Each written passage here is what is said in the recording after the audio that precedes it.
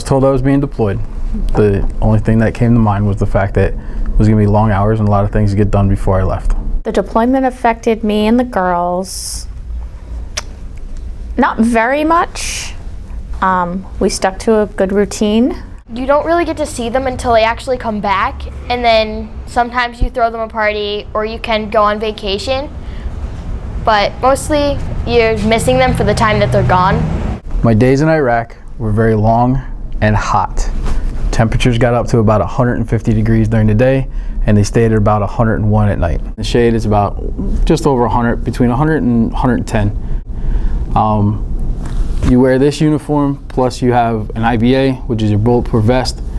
You have a helmet, you have camelback, you have canteens, you have a first aid kit, you have all your ammunition. When you go outside the wire, it adds on about between 100 and 125 pounds to your natural body weight. When you're inside the wire, you just wear this and your weapon. So we didn't Skype very much because it made the girls cry. They were only 3 and 5. But we did do like a weekly phone call, and we had it set up so that my text messages went to his email and his emails came to me like text messages. So we were able to do that almost daily. We met many different people, from third world nationals, basic Iraq people, and other soldiers from different states and different countries. A few things that I did in country is I worked in supply. Basically my job was I was a paper shuffler. For the units that we supported to the brigade that supported us, I made sure that the paperwork was good and I pushed it forward. I did do 848 miles worth of convoy time. Where we were located in Camp Bucca, from the towers you could see Kuwait, so we were on the southern end of Iraq.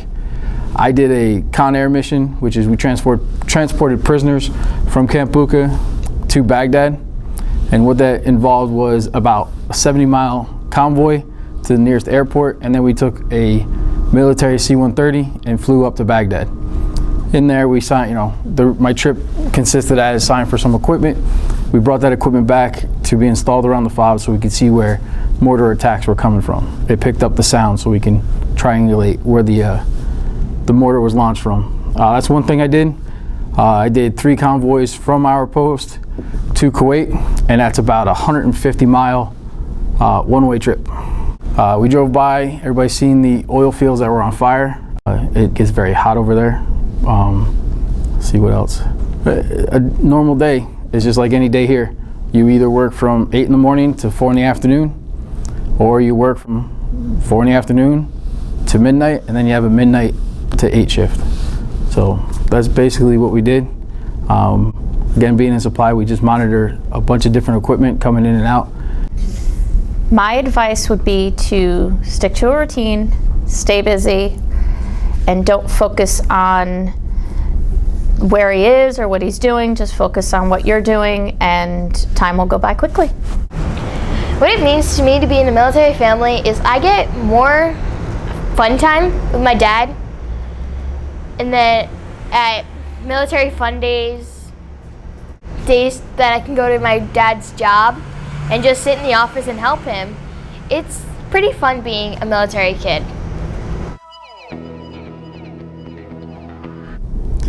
So my advice to soldiers that are deploying that have families: use as much leave time before you leave and as much leave time as you can when you come back.